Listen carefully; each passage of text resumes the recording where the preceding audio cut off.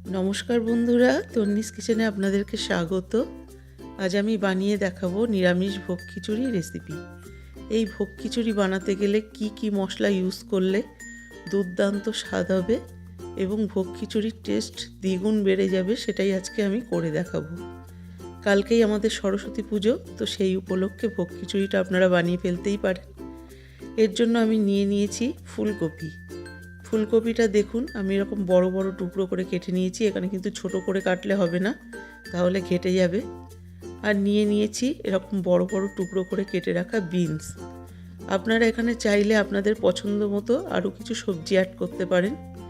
এখানে নিয়ে নিয়েছি দুটো মিডিয়াম সাইজের আলু। আলুগুলো কিন্তু আমি এরকম টুকরো টুকরো করে কেটে নিয়েছি। আর নিয়েছি এখানে গাজর। এখানে আমি গোটা একটা বড় গাজর নিয়ে নিয়েছি এবং গাজরটাকে বড় বড় পিস করে কেটে নিয়েছি। আর নিয়েছি একটা টমেটো, 4টে কাঁচা লঙ্কা। ভোগ খিচুড়ি বানানোর জন্য সবার প্রথমে আমি ডালটাকে ভেজে নেব। আমি এখানে নিয়ে নিয়েছি 400 গ্রাম পরিমাণ মুগ ডাল। মুগ ডালটা কিন্তু খুব বেশি ভাজলে হবে না, হালকা গোল্ডেন ব্রাউন করে ভেজে নিতে হবে। দেখুন ঠিক এরকমভাবে ডালটা আমাদের ভাজা হয়ে গেছে। ডালটাকে আমি একটা পাত্রে নামিয়ে নেব। এবার নিয়ে নিলাম এখানে 400 গ্রাম চাল। এখানে আমি গোবিন্দভোগ চাল নিয়েছি। 400 গ্রাম চালের জন্য কিন্তু ঠিক 400 গ্রাম মুগ ডালই দরকার। এবার আমি কড়াই গরম করে কড়াইতে দিয়ে দিলাম 1/2 কাপ পরিমাণ সর্ষের তেল। তেলটা ভালো করে গরম করে নিয়ে এবার আমি ফুলকপিটা দিয়ে দিলাম। ফুলকপিটা দিয়ে কিন্তু একটু গোল্ডেন ব্রাউন করে আমাদের ভাজতে হবে। এখানে আমার সবজির পরিমাণটা কম বলে আমি একসাথে ফুলকপি আলু দুটোই ভেজে নেব। সাইড দিয়ে আমি আলুগুলোও ছেড়ে দিলাম। দিয়ে এই আলু আর ফুলকপি কিন্তু একদম গোল্ডেন ব্রাউন করে ভেজে নিতে হবে, যাতে কাঁচা গন্ধটা চলে যায়। আমি কিছুক্ষণ ভেজে নেওয়ার পরে এখানে আমি সামান্য পরিমাণ হলুদ অ্যাড করলাম। এখানে কিন্তু আমি কোনো রকম নুন দিইনি, কারণ নুনটা দিলে কিন্তু জল কেটে বেরিয়ে আসবে, সেই কারণে। এখানে কিন্তু ফুলকপি আলুটা আমাদের ভেজে নেওয়া হয়ে গেছে। ঠিক এরকম কালার হয়েছে, আমি আপনাদেরকে তুলে দেখাচ্ছি। এই পর্যায়ে কিন্তু ফুলকপি আলুটা আমি তুলে নিলাম। এইবার আমি সেই তেলের মধ্যে ফোড়ন দিয়ে দিলাম সামান্য জিরে আর 2টো শুকনো লঙ্কা, 2টো তেজপাতা।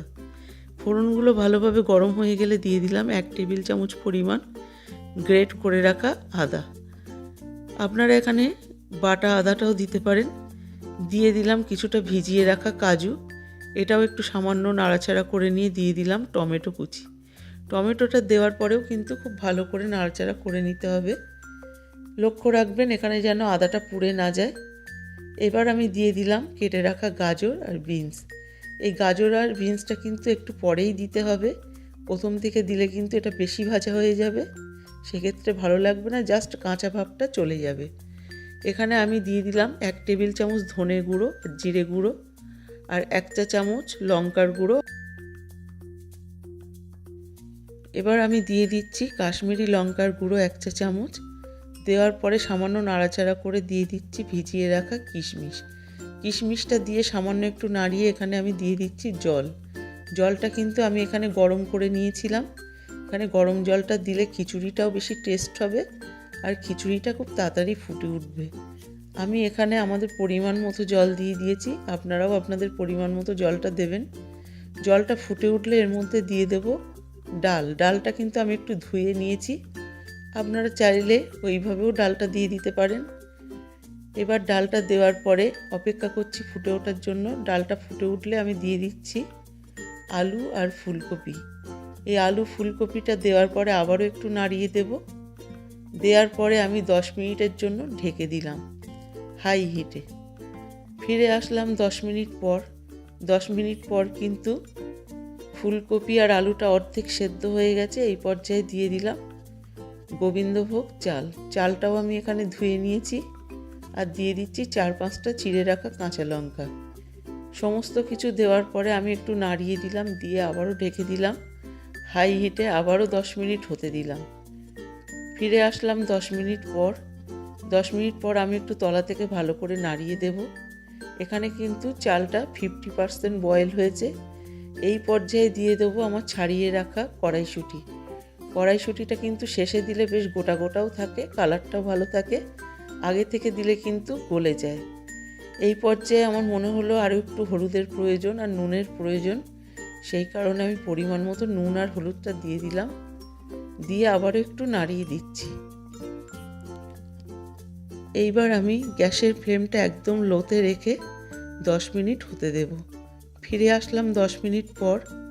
10 মিনিট পর আবারও আমি খিচুড়িটাকে একটু তলা থেকে নাড়িয়ে দেব, যাতে কোনো রকম তলা না লেগে যায়। খিচুড়িটা কিন্তু মাঝে মধ্যেই একটু খুলে খুলে নাড়িয়ে দিতে হবে, যাতে তলায় না ধরে যায়।